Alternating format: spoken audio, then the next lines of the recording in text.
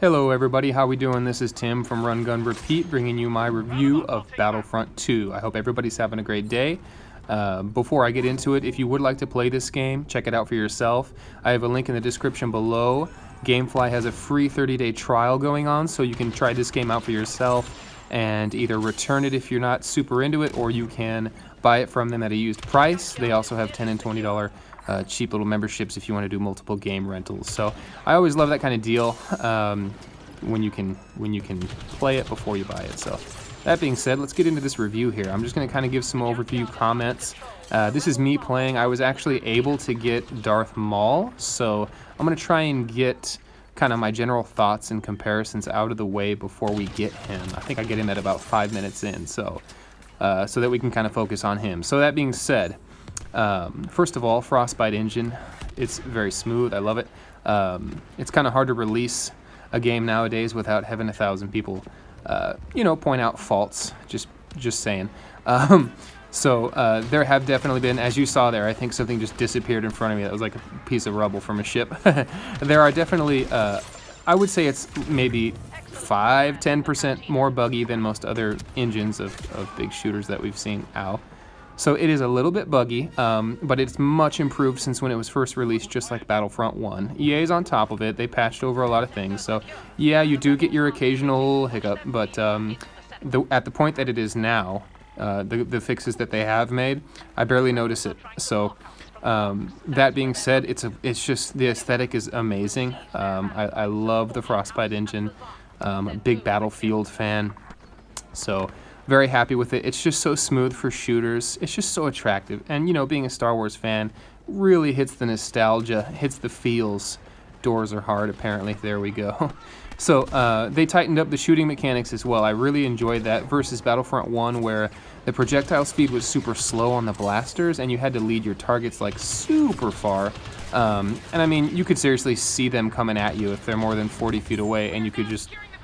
It was weird. So I always thought the projectile speed was way too low. I mean, I know we're working with blasters and not like guns that we're used to, but I'm really glad that they tightened it up in this game. They made them a little more accurate and way faster. So it's just more satisfying as somebody who grew up with, Halo, Call of Duty, and all that. It just translates better for me, and I'm hoping that it did for a lot of other people who are enjoying it as well for that reason. So the shooting mechanics are better. Looks beautiful. It's very smooth. The game modes, they didn't change a whole lot. This is Galactic Assault, so it's up to 20v20. You're, obviously the Rebels or the Empire. You play on different planets in the Star Wars universe, and you either attack or defend objectives, basically, in multiple stages to win or lose. So I will say I really like how in this one they emphasize a little bit more doing both attacking and defending in one match. So you may be like, right now I'm trying to crash this objective here, secure these areas, and in the next stage, I don't remember exactly what the phases are, but I may be defending an objective in the next stage. So my point is that you're not always attacking, you're not always defending. You may have to plant an explosive, and then once you get there and secure the area, you have to turn around and defend it now. And it really adds a nice dynamic to the match, because it stops that momentum from building, and it stops people from really monopolizing the match. So for example, in previous, like in Battlefront 1, before they released like the Bespin DLC, when it was not so much, it was either just attack or defend, with some exceptions, but if you were attacking the whole time, the enemy would get dug in, they'd get their turrets, they'd get their vehicles, they might get chicken walkers if they're the freaking Empire. And it could get very frustrating to just run, spawn, die, spawn, run, die, spawn, run, die. So this kind of prevents that from happening, because you might be in 360 combat, attacking 1 second, then you have to defend, fortify, and then you have to recapture. So kudos to Galactic Assault. It's so fun. And here goes Darth Maul. FYI, I kind of suck with him for the first 2 minutes, but then I start doing really well. So don't give up on me. That's kind of my general comments for the gameplay. I'm going to get more into the class system in a different video, the 4 classes that you can play as. I'll just let you know now, if you don't have the game and haven't seen, that you have the Assault, the Heavy, the Officer, and the Special. Look at that lightsaber throw. The Officer and the Specialist. So The assault is, you know, that's who I was playing as for this whole match. They're quick, medium health, good damage output. Heavies are, as the name implies, they have extra health, they have, you know, kind of powerful, inaccurate weapons. The officers kind of carry blaster pistols, but they have really good perks. They can do call on turrets, and they can buff their health as well as their allies. And then the specialists are basically the snipers of the game. They've got pretty weak, low health, but they obviously high-powered long-distance rifles there. So general gameplay is awesome. I think they did a good job with it. I'll get to the kind of the elephant in the room here, and that is the controversy that was pretty massive, really, at this game's release. So mid-November of 17, there was huge backlash that a lot of you probably heard of. Shoot, some of you may even been a part of it, on Reddit especially. And the community was rightfully upset that basically this game was accused of being, look at that throw, accused of being pay to win. Which is kind of a death sentence if you're a huge, you know, developer like EA. You do not want that attached to you. So the loot box progression system was so sluggish when this game first came out that people calculated that it would literally take you 40 to 50 hours to unlock one hero.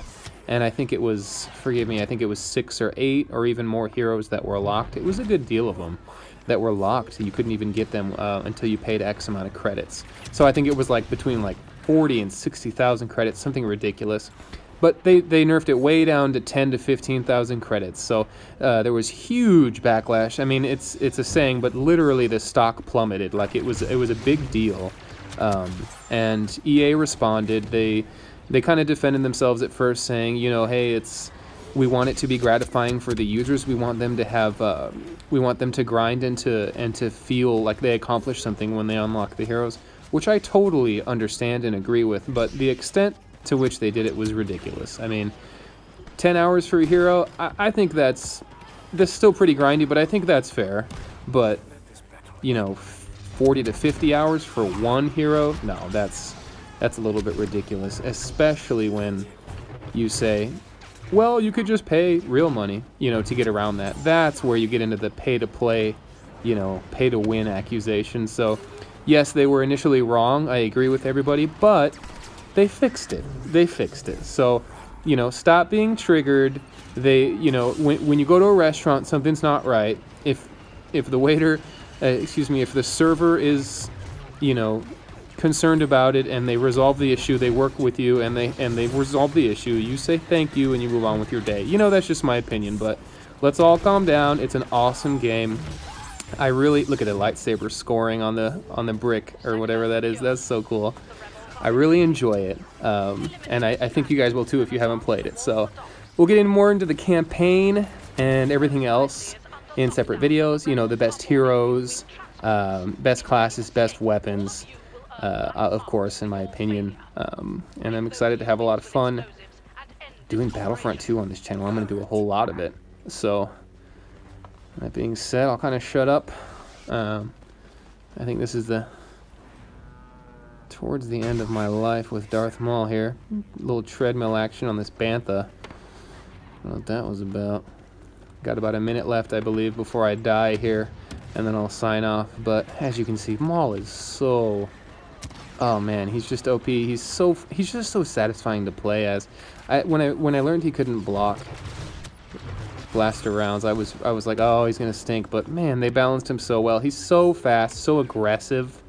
And he's just, if you like to just get in the fray and just get a ton of kills and get, you know, he's so fun to play as.